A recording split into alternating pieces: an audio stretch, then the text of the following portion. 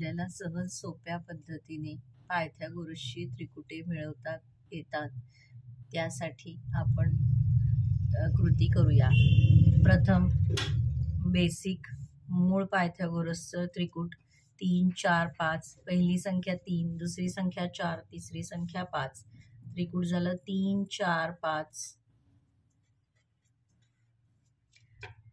3 ला आपण 2 या संख्येने गुणूया. 3 दुने 6, 4 दुने 8, 5 दुने 10. म्हणजे आपल्याला 3, 4 पासून दुसरे त्रिकूट मिळाले 6, 8, 10.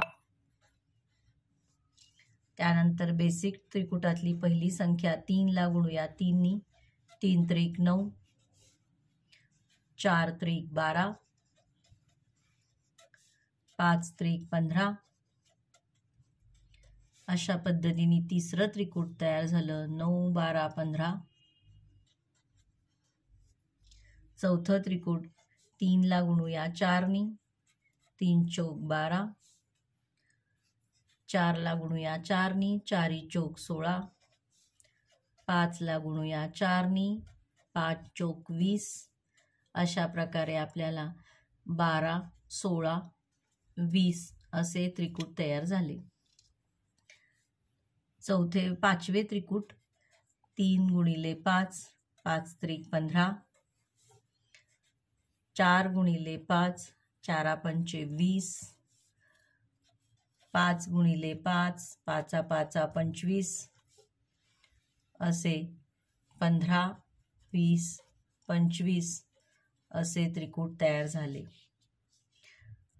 पुढील 3 गुणिले 6, 3 संग 18, 4 गुणिले 6, 4 सख 24, 5 गुणिले 6, 5 सख 30. असे पुढील त्रिकूट तयार झाले. 18, 24, 30. या प्रकाराने आपण पायथागोरसची त्रिकुटे मिळवू शकतो आणि त्यावर आधारित शंकूचे तिरकस उंची असू दे अशी जी पायथागोरसच्या त्रिकुटावर आधारित उदाहरणं येतात त्यामध्ये आपण ही सहज त्रिकुटाने शोधता येते. आणि मग आपण सामान्यपणे असं म्हणूया,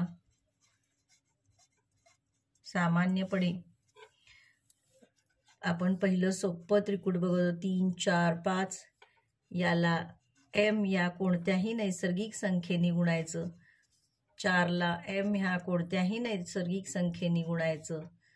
5 ला m या नैसर्गिक संख्येने गुणलं तर 3m, 4m, 5m असे पायथागोरसचे त्रिकुट आपल्याला सहज सोप्या पद्धतीने मिळवता येतात. m ही कोणतीही नैसर्गिक संख्या